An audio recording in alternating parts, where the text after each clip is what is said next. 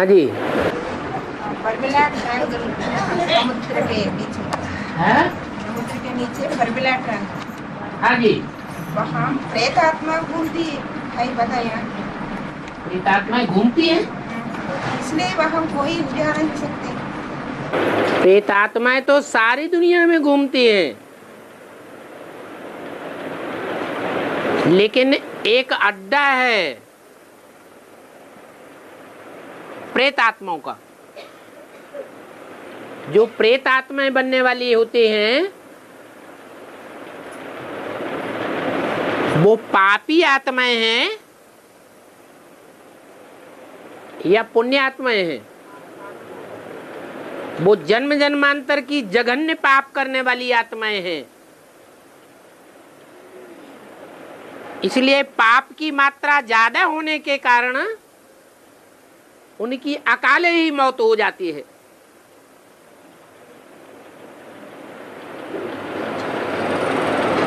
जो ज्यादा पाप करने वाले हैं और जन्म जन्मांतर के पापी हैं, वो पाप आत्माएं अंधेरे में रहना पसंद करती हैं या उजाले में रहना पसंद करती है। उनका नारा है अंधेरा कायम रहेगा। जितनी लंबी रात होगी चोरी डकैती छनरे चोर बाजारी ज्यादा करेंगे तो उनको सुख मिलेगा। इसलिए वो ज्ञान सागर के उजेले में रहना पसंद नहीं करते। क्या सागर तो सागर है, सागर में कचरा भी भरा हुआ है, कीचड़ भी भरा हुआ है और सागर में रतन भी भरे हुए हैं। वो कहां रहना पसंद करेंगे? हैं? कीचड़ की दुनिया में रहना पसंद करेंगे या रत्नों की दुनिया में रहना पसंद करेंगे? हैं? रत्नों की दुनिया में रहना पसंद करेंगे पाप आत्माएं, हैं? कीचड़ की दुनिया में रहना पसंद करेंगे। इसलिए उस सागर का नाम है अंध महासागर। क्या क्या नाम है? अंध महासागर। अंधा बनाने वाला बड़ा महान सागर है। और वो भी कौन से देश के नजदीक है? हैं? अमेरिका। इसका क्लैरिफिकेशन भी बाप दादा ने दिया है। अमेरिका का क्लैरिफिकेशन क्या दिया? मेरे का आ जाओ, तुम मेरे हो क्या? इसका मतलब क्या हुआ? मेरे हो या माया के हो? माया भी हो, माया के पुंगरे हैं, माया के बच्चे हैं। माया रावण की संतान है, भगवान की संतान नहीं है। तो वो अंधेरे में रहना पसंद करेंगे या उजाले में रहना पसंद करेंगे? इसलिए उस सागर का नाम है अंध महासागर और अमेरिका के नजदीक है।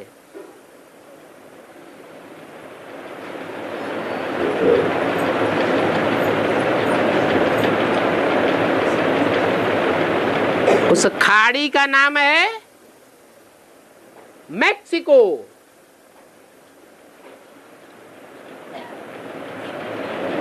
जैसे बंगाल की खाड़ी है ना, बंगाल के नीचे जो समुद्र है उसका नाम क्या है? हैं? बंगाल की खाड़ी। ऐसे ही अटलांटिक महासागर में जहां बरमूला ट्रायंगल है, उस खाड़ी का नाम है क्या बताया? हैं? भूल गए? बताते ही बताते भूल गए। हाँ, अंड महासागर तो पूरे बड़े सागर का नाम है, लेकिन जहां बरमूला ट्रायंगल है खास, उस खाड़ी का नाम है मैक्सिको। मैक्सिको की खाड़ी। अर्थात उनको खुद प्रश्न पैदा होता है, मैं किसका हूं? भगवान का हूं या शैतान का हूं? उनकी समस्या का अंदर से भी समाधान नहीं होता, क्योंकि उनके कर्म ही उनके सामने शीशा बन करके आ जाते हैं।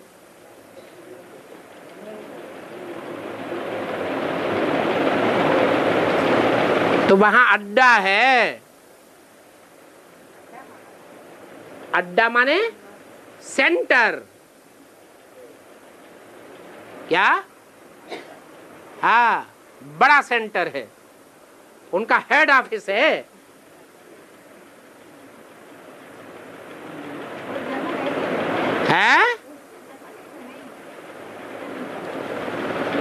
जब उनके पापों का लेखा जोखा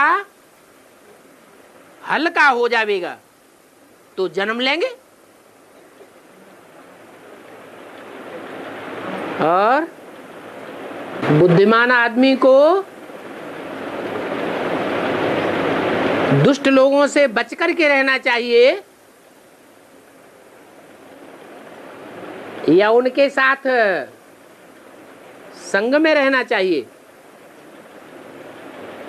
हैं? बच के रहना चाहिए। साइंटिस्ट बुद्धिमान हैं या बुद्धू हैं? हैं? बुद्धिमान हैं, इसलिए वो बरमूला ट्रायंगल से बच के रहते हैं।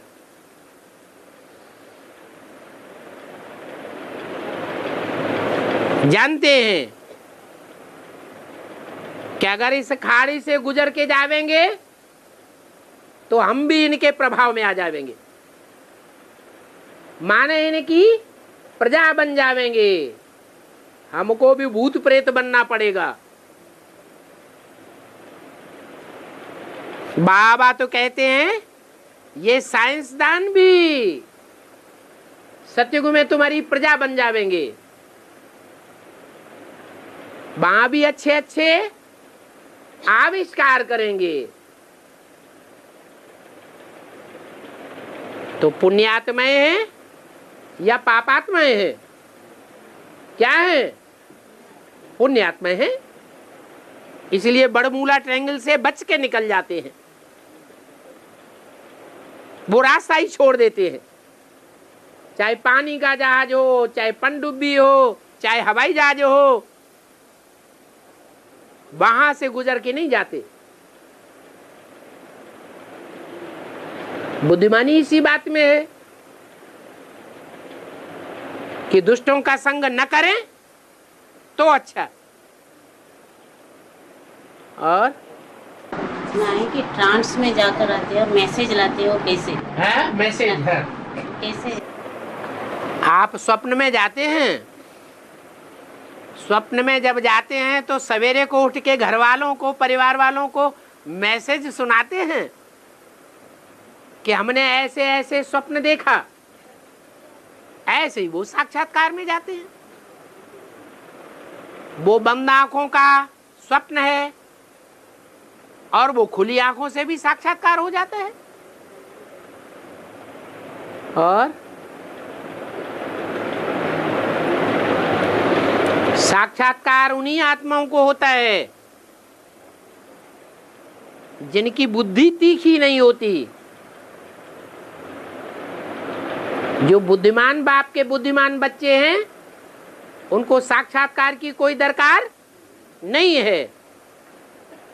जैसे मम्मा सरस्वती, ओम राधे, कभी साक्षात्कार में जाती थी क्या?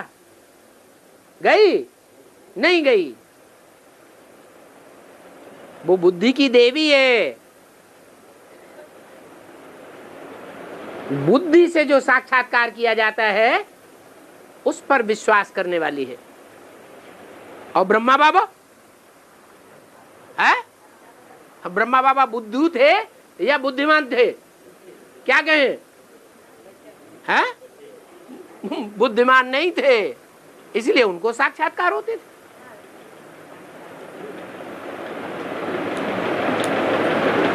और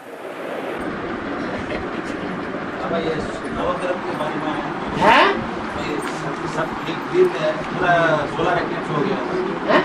सोलर एक्लिप्स,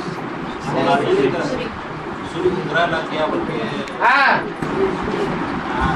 थोड़े दिन पहले वो हुआ था। पूरा जगह उसको देखने के लिए बहुत लोग इकट्ठे हुए थे। वो जो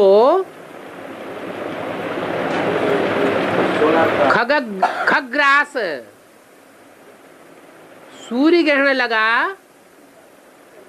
वो कौन से देश में देखा गया है? कहां देखा गया? हरिद्वार में देखा गया है? थोड़ा थोड़ा नहीं, थोड़ा थोड़ा माने खग्रास नहीं।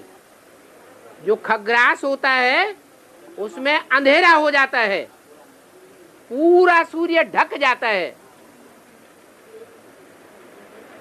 तो बंगलौर में देखा जाएगा तो सारे भारत में देखा जाएगा। भारतवासियों ने तो नहीं देखा, तो विदेश में देखा गया या स्वदेश में देखा गया है? आपने सिर्फ सुना,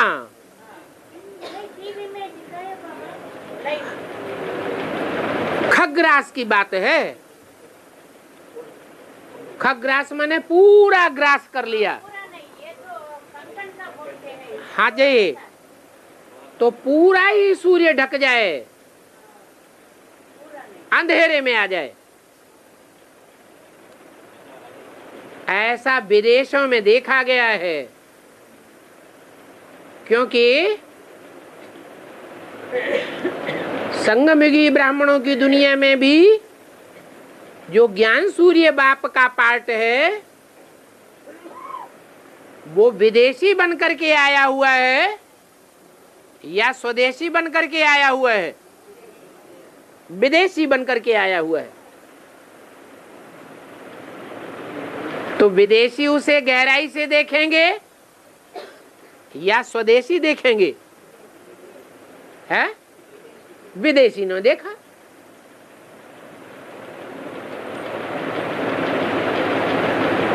और है उसका रहस्य तो कितनी बार बताया हुआ है।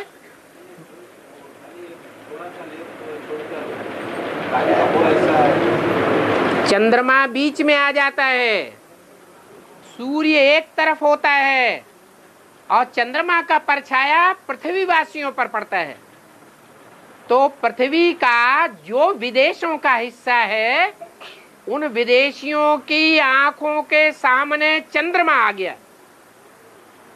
माना ज्ञान चंद्रमा के प्रभाव से वो विदेशी प्रभावित हो गए, पूरे ही प्रभावित हो गए। तो उन्हें ज्ञान सूर्य दिखाई नहीं पड़ता। ये राज है। लेकिन थोड़ा सा बचा हुआ था सूर्य, थोड़ा सा वो शशोपंज की हालत है। और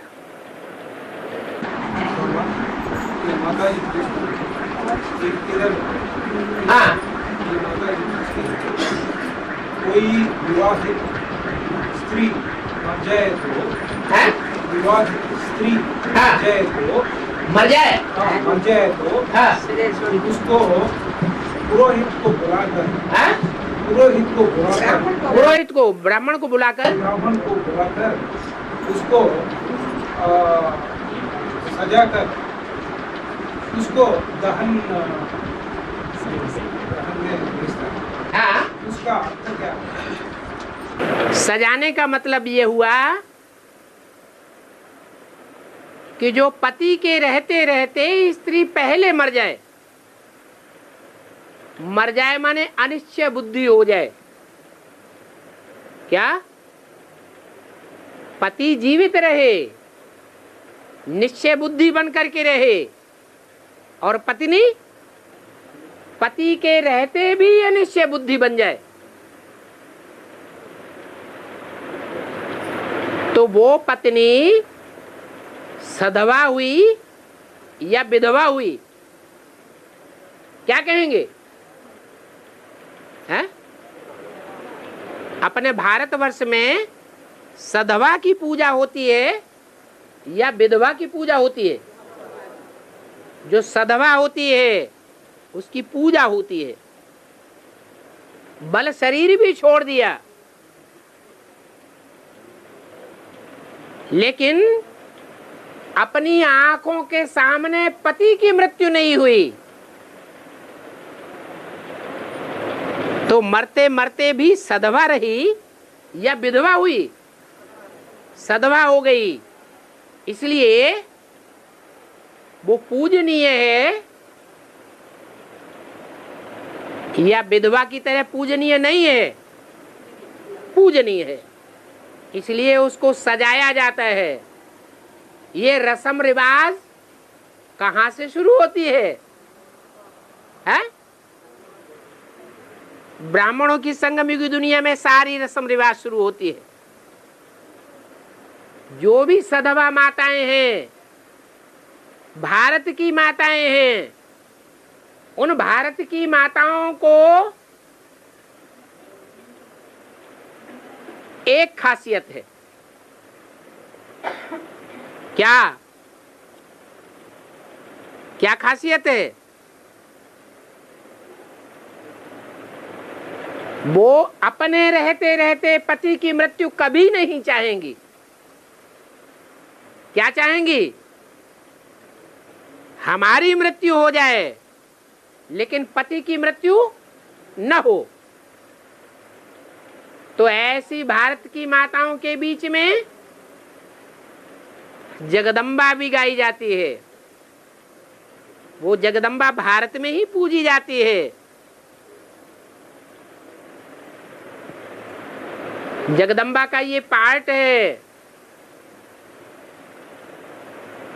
ज्ञान में चलते चलते ब्राह्मणत्व जीवन से मृत्यु होती है या नहीं होती है? मृत्यु हो जाती है। तो ये नियम बना हुआ है ईश्वरीय कि पति भगवान है। भगवान जैसा पति मिला है तो जीवन दान देने वाला पति मिला है ना, तो पत्नी की मृत्यु होनी चाहिए या नहीं होनी चाहिए? है? नहीं होनी चाहिए, लेकिन हुई तो भी उसको सजाया जाता है। ज्ञान रत्नों से, गुण रत्नों से सजावट की जाती है। तो जगदम्बा भले अनिश्चय बुद्धि रूपी मौत को प्राप्त हुई है, परंतु वो आत्मा अपने शरीर को सजाए रही है। टाइम आएगा तो सजे सजाए रूप में संसार में प्रत्यक्ष होगी। इसलिए भक्ति मार्ग में जगदम्बा को कितना सजाते हैं, कितने गहने आदि से सजाते हैं, कितने वस्त्र पहनाते हैं। ये सजावट अभी हो रही है। जगदम्बा कहो, दिल्ली कहो, भारतवर्ष के जो भी महानगर हैं, उन महानगरों के बीच में कौन सा महानगर है जो सबसे ज्यादा सजाया जा रहा है इस समय? है दिल्ली ही है। बाद में भला दिल्ली को देख करके दूसरे दूसरे नगर भी सजाए जा रहे हों, क्योंकि दिल्ली को साफ फॉलो करते हैं। तो ये दिल्ली रूपी धरणी, अर्थात जो सब धर्म के फॉलोअर्स को अपनी गोद में लेकर के राजाई भोग कराती है, उसका गायन है भक्ति मार्ग में कि पत्नी अगर शरीर छोड़े, मृत्यु को प्राप्त होवे, तो उसका श्रृंगार किया जाता है।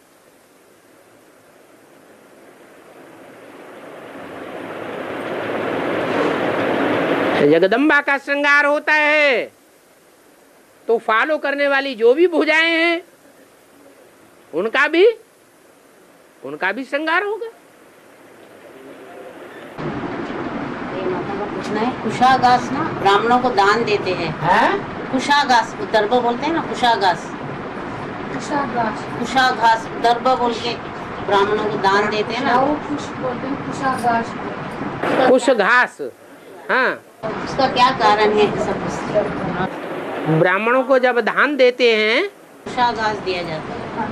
कुशा घास नहीं दिया जाता, हाथ में कुशा घास की अंगूठी पहनते हैं। हाँ, ये हाथ है बुद्ध रूपी हाथ। क्या ये बुद्ध रूपी हाथ है? बुद्ध रूपी हाथों के द्वारा जब किसी को दान धर्म की बात आती है, तो ये जो हाथ की उंगलियां हैं, हाथ की सहयोगिनी हैं, उनमें वो कांटे वाली घास पहनी जाती है। क्या बंधन डाला जाता है? वो बंधन डालने की निशानी है कुशा घास। और घास जो होती है वो उतनी नुकीली नहीं होती है, कष्टदायक नहीं होती है, कांटा नहीं होती है, लेकिन कुशा घास कांटे वाली होती है। तो कष्टदायक घास जो है वो पहनी जाती है। अर्थात ब्राह्मणों की संगमयुगी दुनिया में कोई तन का दान करता है, तन की शक्तियों का दान करता है, धन का दान करता है, पदार्थों का दान करता है, तो जो दुखदाई परिवार के सज्जन हैं वो रोकते हैं। अरे ऐसा क्यों करते हो? सारे घर की संपत्ति बर्बाद कर दोगे क्या? वो नहीं चाहते हैं कि ये तन की ताकत लगाएं, तन का दान करें, धन का दान करें, बंधन डालते हैं। तो कुशा घास है, वो हाथ में होने के बावजूद भी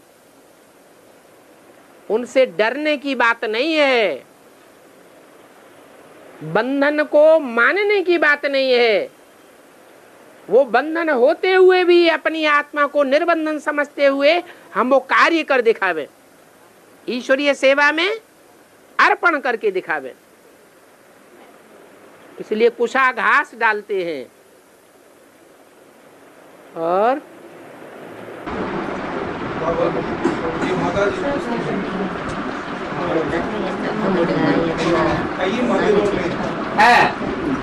शिवलिंग है बड़ा दिखा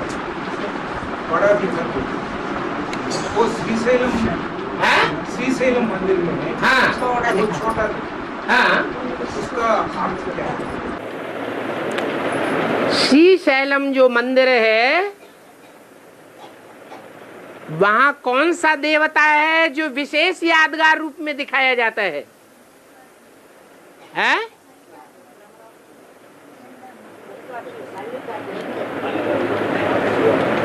श्री शैलम परिवर्त में जो मंदिर यादगार बना हुआ है, वहां कौन सा ऐसा देवता है, उसका नाम क्या है? वो कौन है? अरे वो किस आत्मा की यादगार है? हैं?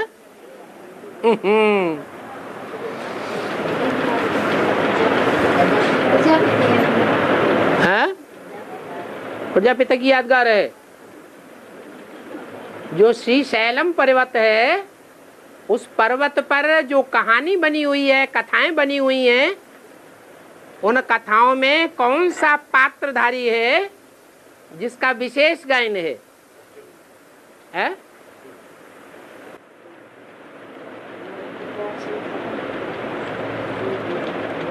है?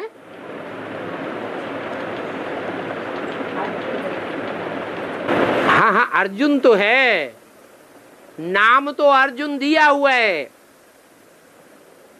अर्जुन माने अर्जन करने वाला, पुरुषार्थ का अर्जन करने वाला। लेकिन जहां ये पुरुषार्थ का अर्जन करने का पार्ट बजाया है, उस पार्ट बजाने के पीछे वो कौन सा व्यक्तित्व है जिसकी खोज में वो पार्ट बजाया गया है?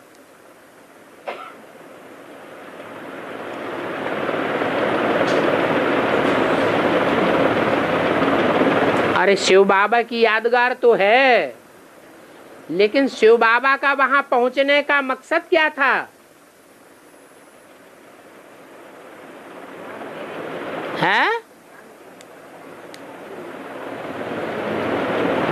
कार्तिकेय से मिलने का मकसद था। कार्तिकेय किसका बच्चा है? सुब्रमण्यम स्वामी किसका बच्चा है? शिव बाबा का बच्चा है। तो शिव बाबा का बच्चा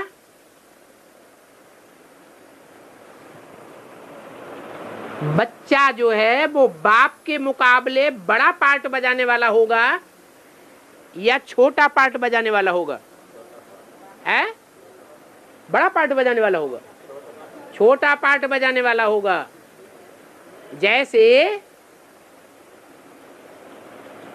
जब रुद्र यज्ञ रचते हैं तो एक बड़ा शिवलिंग बनाते हैं और छोटे छोटे लाखों शालिग्राम बनाते हैं, लाखों शिवलिंग बनाते हैं। वो यादगार है कि सब शिवलिंगों ने नंबरवार निराकारी स्टेज को धारण किया है।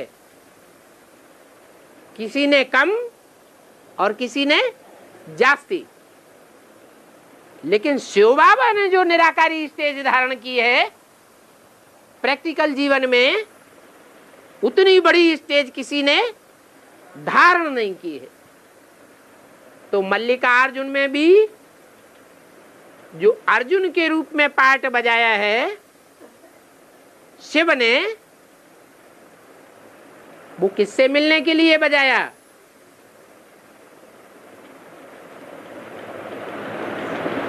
अरे वो किससे मिलने के लिए गए थे? वहां सुब्रमण्यम स्वामी से मिलने के लिए गए थे। तो सुब्रमण्यम स्वामी का वहां पार्ट विशेष है। अर्जुन तो थोड़े समय के लिए पार्ट बजाया, लेकिन लंबे समय तक यादगार किसकी है? हैं? सुब्रमण्यम स्वामी की। वो लंबे समय की पार्ट की यादगार होते हुए भी वो पार्ट छोटा पार्ट है। जो शिव के बड़े बड़े लिंग दिखाए गए हैं उनके मुकाबले इसलिए वहां छोटा लिंग दिखाया गया है। और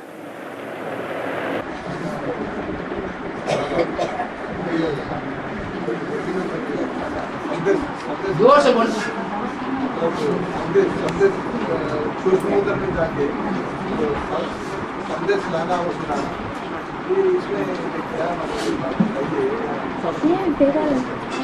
आपने स्वप्न देखा, हम प्रश्न करें आपने जो स्वप्न देखा वो सही है या झूठा है? क्या कहेंगे? आपके लिए सच्चा है क्योंकि आपने देखा है। हमको विश्वास नहीं होता क्योंकि हमने देखा नहीं, इसलिए हमारे लिए झूठा है। हो सकता है जैसे कि ब्रह्मा बाबा को साक्षात्कार हुए, उन साक्षात्कारों को ब्रह्मा बाबा ने देखा और उन साक्षात्कारों के रहस्य पर विश्वास किया, सारा जीवन विश्वास किया और मजबूत बन करके टिके रहे। और प्रजापिता ने विश्वास किया या नहीं किया?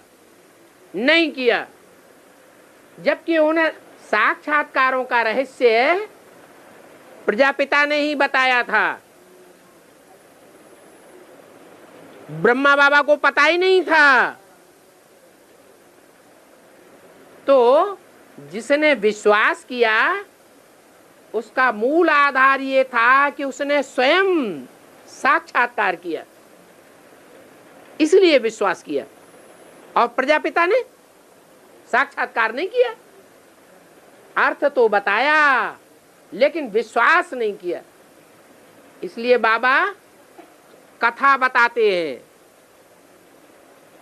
ब्राह्मण की। क्या कथा बताते हैं? पंडित जी रह गए और बुढ़िया पार उतर गई। तो ब्रह्मा बाबा हो गई बुढ़िया और प्रजापिता हो गया पंडित जी। पंडित जी ने रास्ता बताया कि इन साक्षात्कारों का ये रहस्य है। साक्षात्कार बताने वाला जो पंडित जी है गया, शरीर छूट गया और ब्रह्मा बाबा पुरुषार्थ की रेस में आगे बढ़ते रहे। तो ये है स्वप्न और साक्षात्कार का रहस्य। जो विश्वास करे उसको उतना फलदायक होता है। स्वप्न भी अंधश्रद्धा की बात और साक्षात्कार भी अंधश्रद्धा की बात है। ये अंधश्रद्धा की बात, प्रैक्टिकल बातें नहीं है जीवन की, लेकिन ज्ञान को अंधश्रद्धा नहीं कहेंगे। ज्ञान अर्थात प्रूफ और प्रमाण सहित कोई बात को मानना। आज में भी इस यज्ञ में साक्षात्कार और स्वप्न की लीला का बोलबाला रहा, क्योंकि उस समय ज्ञान नहीं था ब्राह्मण परिवार में। सारी दुनिया में ज्ञान का नाम निशान नहीं था, इसलिए स्वप्न और साक्षात्कार का आधार लेना पड़ा। और जो आदि में वो अंत में भी होगा, बीच में क्यों नहीं?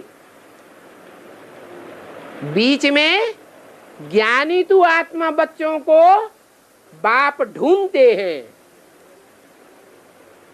जब ज्ञानी तू आत्मा बच्चे बाप को मिल गए और उन्होंने ज्ञान को ग्रहण कर लिया, तो फिर उन ज्ञानी बच्चों के लिए स्वप्न और साक्षात्कार का कोई महत्व नहीं रह जाता है। सन 76 से बाप आया, बाप की प्रत्यक्षता हुई, बाप का ज्ञान आया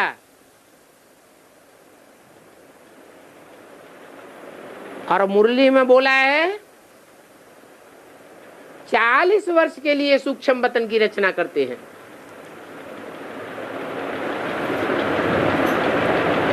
तो 36 से लेकर 76 तक कितने वर्ष हुए हैं? 40 वर्ष। लेकिन वो 40 वर्ष सभी ब्राह्मणों के लिए लागू होता है या सिर्फ एक ब्राह्मण के लिए लागू होता है? हैं? एक ब्राह्मण के लिए लागू होता है। वो एक पहला ब्राह्मण है जो 40 वर्ष पूरे होने के बाद स्वप्न और साक्षात्कार की बातों पर विश्वास नहीं करता। बाकी और जो एडवांस पार्टी के ब्राह्मण हैं वो स्वप्न और साक्षात्कार की बातों के ऊपर भक्ति मार्ग में भी कुछ न कुछ चलते हैं और ज्ञान मार्ग को भी कुछ न कुछ फॉलो करते हैं, नंबरवार हैं। उनके 40 वर्ष कब पूरे होंगे? अरे 40 वर्ष के लिए सूक्ष्म वतन रचते हैं, उसके बाद सूक्ष्म वतन समाप्त, साक्षात्कार की बातें खलास। तो और जो ब्राह्मण हैं एडवांस पार्टी के, उनके 40 वर्ष कब पूरे होंगे? है? अरे 76 के बाद 40 वर्ष और जोड़ दो, 2000 है? हाँ, 2076 के बाद 77 को संपूर्णता वर्ष मनाया। 77 के बाद 40 वर्ष जोड़े गए तो 2018 आता है। 2018 में जब बाप की प्रत्यक्षता होगी तो ब्राह्मणों की दुनिया की जो एडवांस पार्टी के ज्ञानी तु आत्माएं हैं, उनको स्वप्न और साक्षात्कार और भक्ति मार्ग के कर्म कांडों के ऊपर से पूरा विश्वास उठ जाएगा। उनका भक्ति मार्ग खलास हो जाएगा। स्वप्न की बातों पर और साक्षात्कार की बातों पर, अंधश्रद्धा की बातों पर विश्वास उठ जाएगा।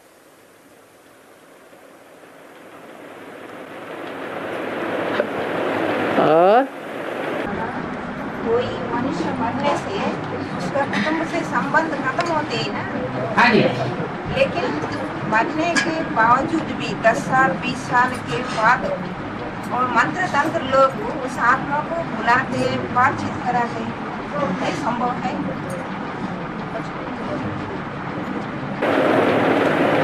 जैसी भावना वैसी भावना का फल देने के लिए भगवान बांधा हुआ है। जो हनुमान को भगवान के रूप में मानते हैं, उनको भगवान हनुमान के रूप में साक्षात्कार कराए देते हैं। तो क्या पूंछड़ी वाला कोई भगवान होता है? नहीं होता। सूंड वाला कोई भगवान होता है? नहीं होता। कोई ऐसे भगत हैं जो नाग पंचमी पर नाग देवता को भगवान मानते हैं। भगवान उनको उनकी भावना के आधार पर नाग देवता के रूप में साक्षात्कार कराने के लिए बांधा हुआ है। भावना का अल्पकाल का भाड़ा देता है। ऐसे ही आपने जो बात बोली उसका भी जवाब है।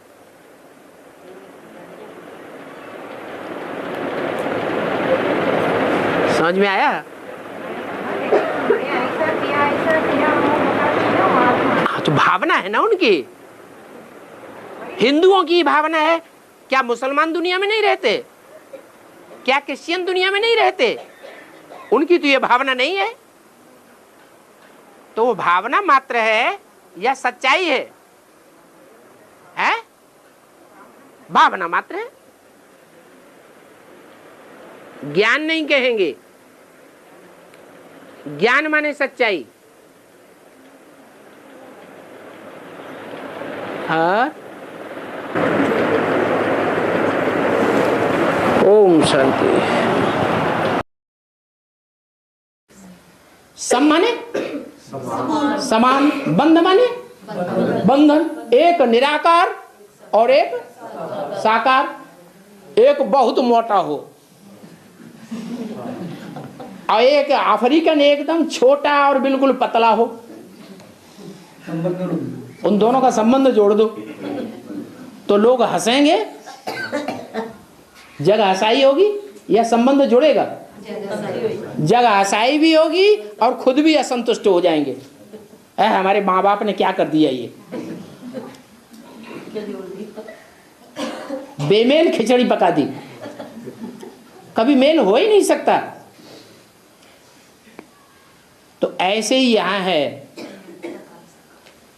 निराकार है तो निराकार निराकार के साथ जुट सकता है,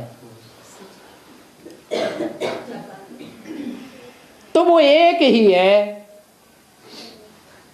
जो निराकारी स्टेज को 1 सेकंड में प्राप्त करता है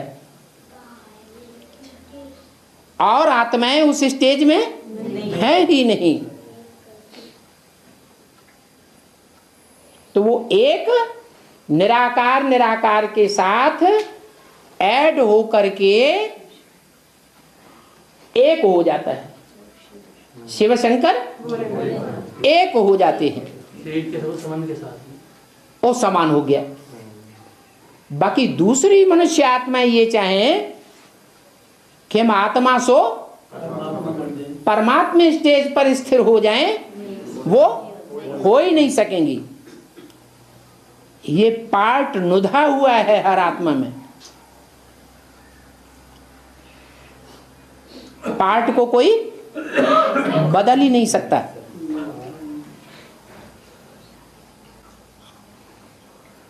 और बाबा, हाँ, ये बाबा की जो क्लास है, हाँ। ये 1 बजे से पहले पहले होनी चाहिए। आप पहले क्यों नहीं बोलते हैं? क्योंकि टाइम ज्यादा हो जाता है, घर पहुंचना मुश्किल हो जाता है। घर तो आपका परम धाम है। आज नहीं पहुंचेंगे, कल पहुंच जाएंगे। हैं? माताएं कहें तो भी ठीक है। माताएं तो पुरुषों के बंधन में होती है।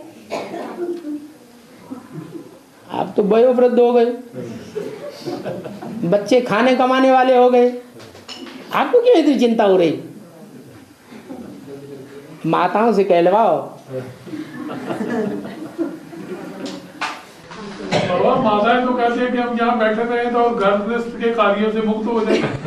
वो तो ये सोचेंगे, वो घर कहेंगे ये बात नहीं, माताएं अगर ये कहेंगी और प्रैक्टिकल करेंगी तो इसका लोड आपके ऊपर पड़ेगा। डंडा लेके आएंगे, आपसे लड़ेंगे, हम तो उड़नचू हो जाएंगे।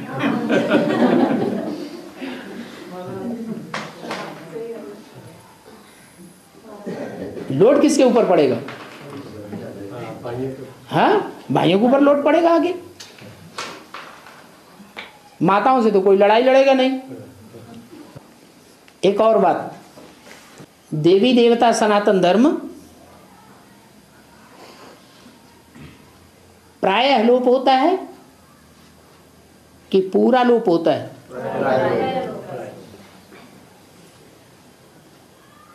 देवी देवता सनातन धर्म का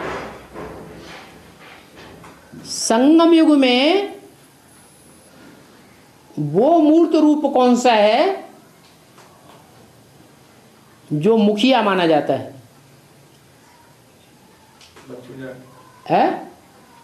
लक्ष्मी नारायण माने विष्णु है।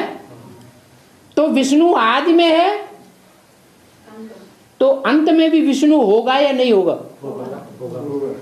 अगर नहीं होगा तो विष्णु की नाभि से ब्रह्मा प्रत्यक्ष नहीं हो सकता। अगर होता है तो विष्णु भी होना चाहिए और उसकी नाभि से ब्रह्मा भी प्रत्यक्ष होना चाहिए। तो यज्ञ के आदि में विष्णु भले न दिखाई पड़े, लेकिन कौन प्रत्यक्ष हुआ दिखाई पड़ा? ब्रह्मा प्रत्यक्ष हुआ दिखाई पड़ा। तो साबित हो गया कि ब्रह्मा था तो कहां से आया? विष्णु की नाभि से आया। माने विष्णु भी था जरूर। देवी देवता सनातन धर्म का जो मुखिया है वो ब्रह्मा नहीं है, उसकी पराकाष्ठा का रूप कौन है? विष्णु। विष्णु आदि में भी और विष्णु अंत में भी जरूर है। संगम युग के आदि में भी जरूर है तो संगम युग के अंत में भी जरूर है। और सृष्टि के आदि में भी विष्णु तो सृष्टि के कलयुग अंत में भी विष्णु जरूर है।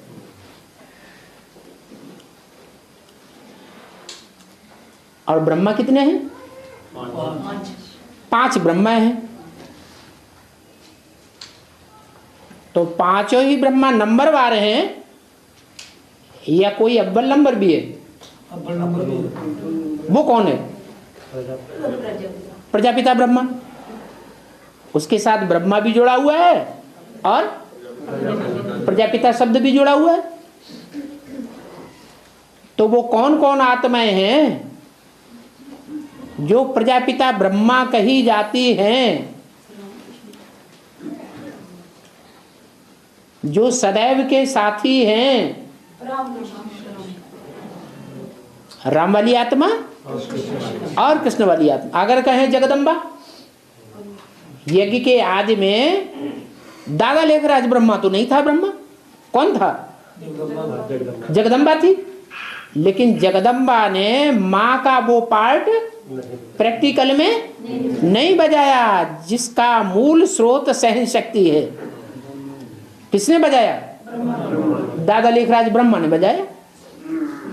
दूसरा जन्म लेकर के भी जगदम्बा ने वो पार्ट नहीं बजाया जो ब्रह्मा का मुख्य पार्ट है। क्या पार्ट है?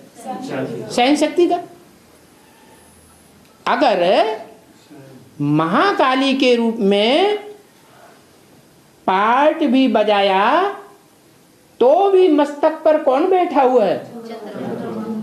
महाकाली के मस्तक पर भी चंद्रमा बैठा हुआ। तो चंद्रमा और सूर्य ये सृष्टि रूपी रंगमंच के 2 हैं मुखिया। उनमें भी मुखिया कौन है? राम वाली आत्मा।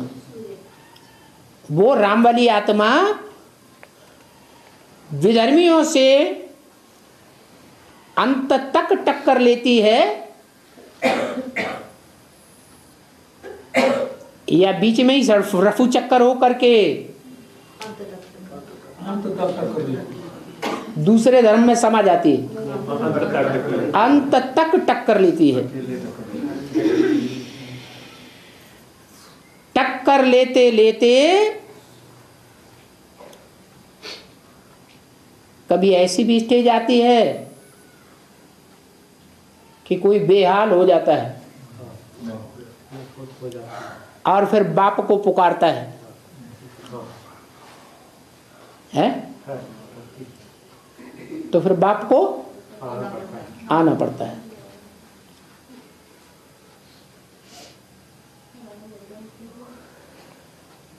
और जिस पतन के गर्त में देवी देवता सनातन धर्म को समा जाना चाहिए, नष्ट हो जाना चाहिए, उस पतन के गर्त को बचा लेता है कि देवी देवता सनातन धर्म सदा के लिए नेस्त नाबूद हो जाता है। तब आता है, कब आता है? देवी देवता सनातन धर्म सदा के लिए नेस्त नाबूद हो जाता है तब आता है या कुछ रहता है? हैं? कहते हैं चोटी तक डूब जाते हो, सिर्फ क्या रह जाती है? चोटी रह जाती है। तो चोटी पकड़ करके उठाता हूं। तो कौन है चोटी?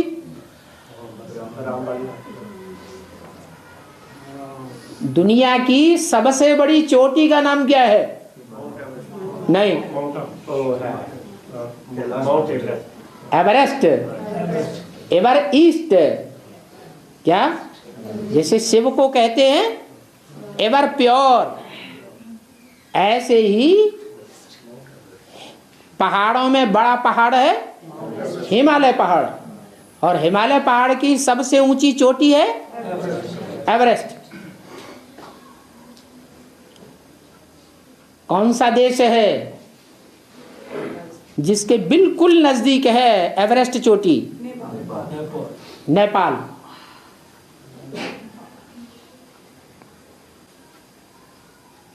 ब्राह्मणों की दुनिया में नेपाल कौन सा देश है? बेहद का नेपाल है,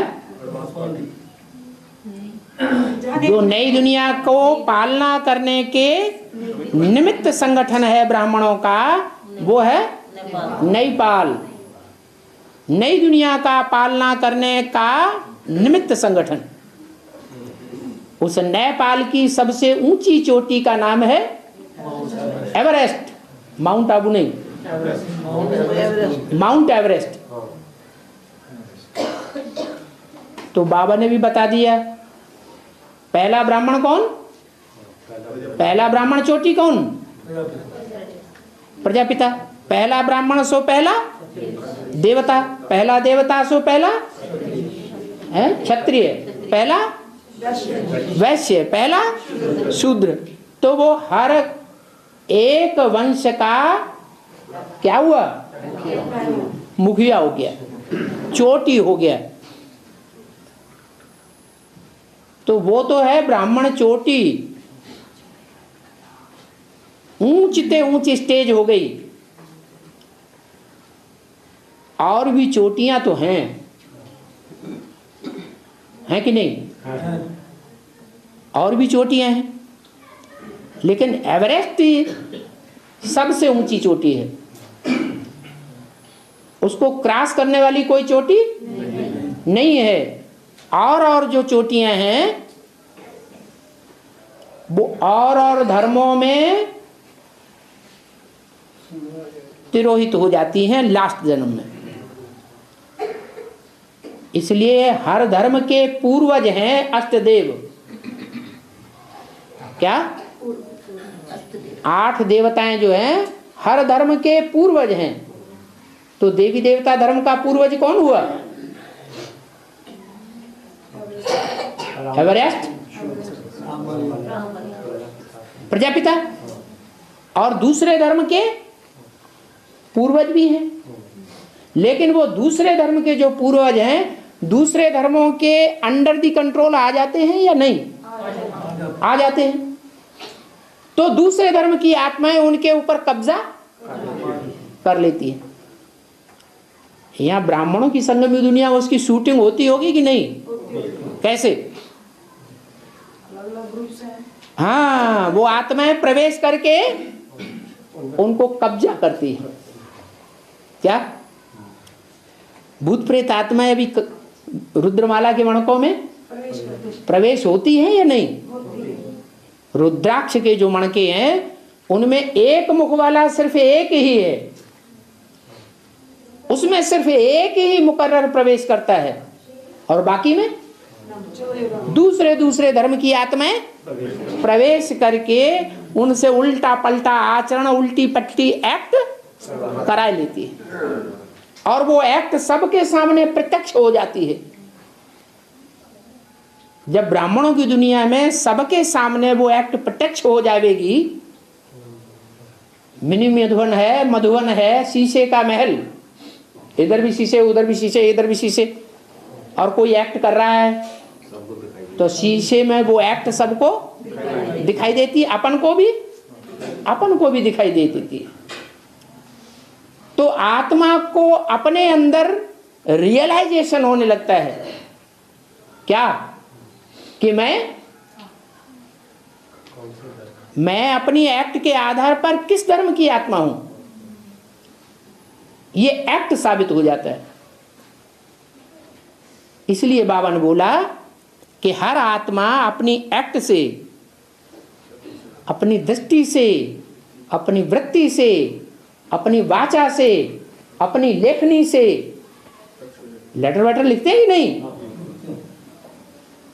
किताबों में कुछ अपने डायरी में अपने विचार लिखते हैं कि नहीं, तो लेखनी से अपने पार्ट को प्रत्यक्ष कर देंगे, तो पार्ट प्रत्यक्ष हो जाते हैं और निमित्त वो दूसरे धर्म की आत्माएं बन जाती है। तो माया हमको नीचे गिराने के निमित्त बन जाती है। माया क्या है? जो दूसरे धर्म की कमजोरियां हैं वो ही माया है जो हमारे अंदर प्रवेश की हुई है। ये प्रश्न आया है, अभी दुनिया में ज्यादातर सोल का प्रभाव है, क्यों? काले मौत ज्यादा हो रही है, कम हो रही? और दिन प्रतिदिन बढ़ती जाएंगी, कम होंगी? बढ़ती जाएंगी। दुनिया की बड़े से बड़ी आबादी मल्टी स्टोरीज में बैठी हुई है। भूकंप होंगे, वो बड़ी बड़ी बिल्डिंगें ताश के पत्ते की तरह गिरेंगी, तो अचानक मौत होगी या स्वाभाविक होगी? तो कितनी इविल सोल हो जाएंगी? बहुत हो जाएंगी। क्या 4.5 लाख आत्माओं को 500-700 करोड़ में भाग दे दो,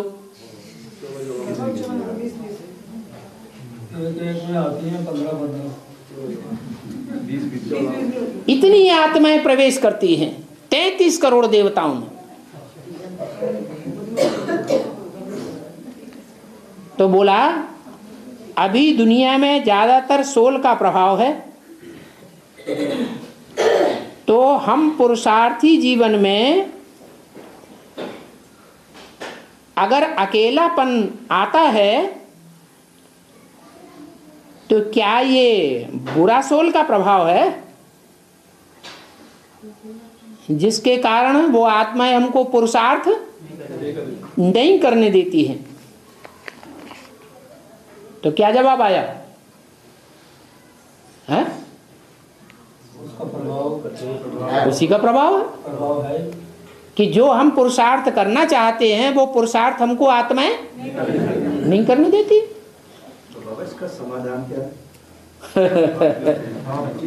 उसका समाधान तो मिल गया।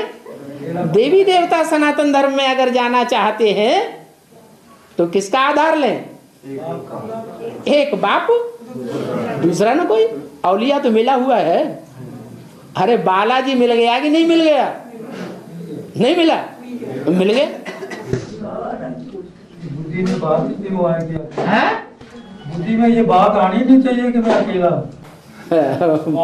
नहीं, अकेला हूँ इसलिए आती है बात कि वो दूसरे धर्म की आत्माएं निराकारी स्टेज वाली हैं।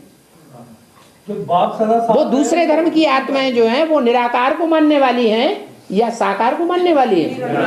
वो निराकारी स्टेज वाली हमारे अंदर वो ही निराकारी भाव पैदा कर देती है। तो साकार हमसे दूर हो जाएगा या नजदीक रहेगा? दूर हो जाता है।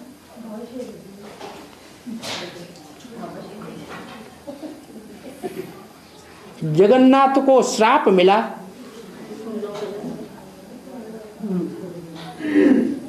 कि शूद्र के यहाँ भोजन खाना पड़ेगा,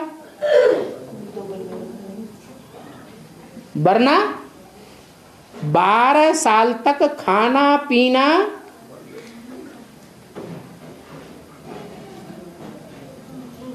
नहीं मिले। इसकी शूटिंग यहां कैसे होती है?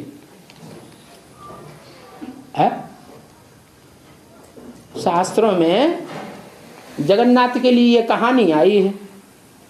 क्या कि उनको 12 साल तक शूद्रों के यहाँ भोजन करना पड़ा। जो भोजन करने के वो जन्म जन्मांतर के आदि थे, शुद्ध भोजन, शुद्ध भोग। भगवान को भोग लगाते हैं ना, भोग लगाते हैं तो पर्दा डाल देते हैं। कोई है, कोई न देखने पाए। अरे भगवान को भी शर्म आती है खाना खाते समय क्या? भगवान को खाना खाते समय शर्म आती है क्या? शर्म आती है? नहीं, फिर पर्दे की क्या जरूरत है? अपने लिए करते। अरे पर्दा भगत लोग डालते हैं, ये भगवान कहते हैं कि पर्दा डालो। हाँ, पर्दा डालते हैं कि जैसे हम मकान बना देते हैं, हम कपड़े पहनते हैं देवान को छुपाने के लिए, दीवारें खड़ी करती हैं देवान को छुपाने के लिए, पर्दा डाल देते हैं कोई दूसरा न देखे हमारे देवान की एक्ट को। ऐसे भगवान भी ऐसे ही करता होगा। तो मंदिर में जाएंगे तो पहले घंट बजाएंगे, हम आ रहे हैं, अब रेडी हो जाओ। तो जैसी दृष्टि वैसी भक्तों की दृष्टि वृत्ति, उनको वो ही दिखाई पड़ता है। नहीं तो भगवान को कोई पर्दा डालने की जरूरत नहीं है। तो भगवान जो आता है वो लड्डू पेड़े का भोग लगाने के लिए आता है या विकारों का भोग लगाने के लिए आता है? विकारों का भोग लगाता है। तो मनुष्य भी विकारों का भोग लगाते हैं कि नहीं? हैं? लगाते हैं। तो पर्दा डालते हैं कि नहीं? डालते हैं। तो भक्त जो हैं वो भी भगवान को क्या डाल देते हैं? पर्दा डाल देते हैं। तो बोला है जगन्नाथ को श्राप मिला कि शूद्र के यहाँ भोजन खाना पड़ेगा। अरे रामायण में क्या आया है? इसकी यादगार रामायण में आई कि नहीं आई है? बेलनी शूद्राणी थी। शूद्राणी का मतलब ज्ञान की भाषा में शूद्र किसको कहा जाता है? जो सिर्फ विकारी नहीं, जो विविचारी होते हैं या विविचारिणी होती है उसको क्या कहा जाता है? शूद्र कहा जाता है, क्षुद्र बुद्धि कहा जाता है। क्या? क्षुद्र बुद्धि किस आधार पर? मुरली में बोला है पतित होना है, वो तो कायदा है पतित दुनिया का। क्या कायदा है? कि पतित होना ही है। पतित दुनिया में सब पतित, तो हम भी पतित। पतित दुनिया में कोई पावन तो होता ही नहीं। जब पतित दुनिया में कोई पावन नहीं होता, पतित तो होना ही है, तो ये कोई बड़ी बात नहीं है कि मनुष्य से भूल न हो। मनुष्य से भूल होगी जरूर। फिर क्या करना है बताया मुरली में। पतित होना है वो तो कायदा है, भल पतित होना है वो कायदा है पतित दुनिया का। परंतु एक के साथ ही पतित बने, अनेकों के साथ पतित बनना बेकायदे है। तो फिर बेकायदे काम नहीं करना है? बेकायदे काम नहीं करना चाहिए। बेकायदे काम नहीं करना चाहिए इसका मतलब पुरुष तो फिर बाछें खिलाएंगे कि वाह ये तो बढ़िया पॉइंट मिला। क्या पॉइंट मिला है? कि पतित बनना है तो एक पत्नी तो है ही हमारे पास, उसके साथ हम पतित बनते रहे। लेकिन ब्राह्मणों की दुनिया में बाबा ने क्या ये बोला कि भ्रष्ट इंद्रियों के साथ पतित बनो? लक्ष्य क्या है? श्रेष्ठ इंद्रियों का आचरण करने वाला क्या बनना है? देवता बनना है। तो दृष्टि तो पतित होती है, लेकिन अगर दृष्टि पतित ही बनती है तो क्या करें? एक के साथ पतित बने, अनेकों के साथ पतित होना बेकायदे है। ये अर्थ है उसका। उसका उल्टा अर्थ लगा लिया तो ये रंग हो जाता है।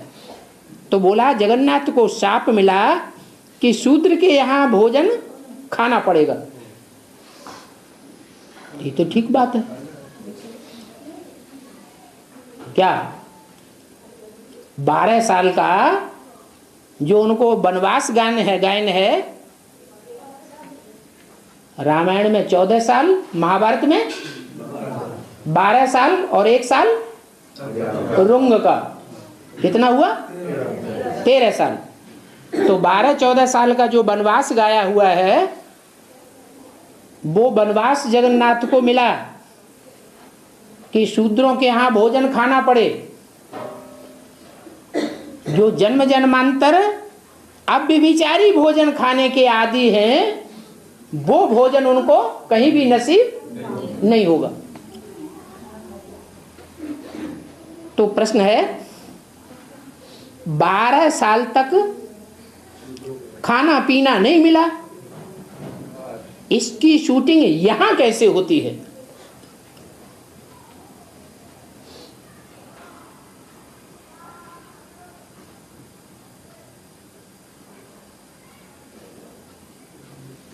ब्राह्मणों की संगम की दुनिया में जगन्नाथ को बताया गया है शास्त्रों में कलयुग के नारायण। नहीं तो नारायण का राज्य शास्त्रों में कौन सी युग में गाया हुआ है? सतयुग में गाया हुआ है। लेकिन वहां बोला है कलयुग के नारायण। तो ये पार्ट उनका किस समय का गायन है? संगम युग का गायन है कि जब द्वापर युग की शूटिंग पूरी होती है। कौन से सन में है? 99। हाँ, 99 में द्वापर युग की शूटिंग पूरी हो जाती है। जब द्वापर युग की शूटिंग पूरी होती है, तब कांटों के जंगल में उनका प्रवेश होता है। तो वो शूटिंग पीरियड के 12, 13, 14 साल गाए हुए हैं, जहां उनको भटकना पड़ता है। भोजन चाहे बेहद का हो और चाहे हद का हो, वो दोनों प्रकार का भोजन उनको शुद्ध भोजन, अव्यभिचारी भोजन नहीं मिल सकता। शुद्ध भोजन के लिए दरवाजे दरवाजे भटकते रहते हैं, फिर भी उनको शुद्ध भोजन मिलता नहीं है। कैसा मिलता है? शूद्राणी के हाथ का झूठा बोल जो गाए हुए हैं वो ही मिलता है।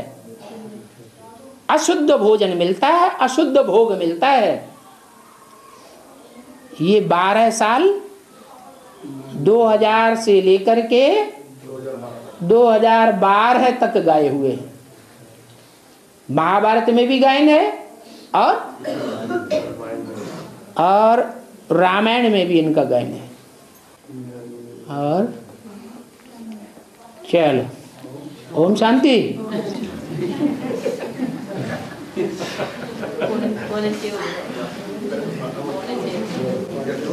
बांधेली माताओं का प्रतिनिधित्व किसने किया?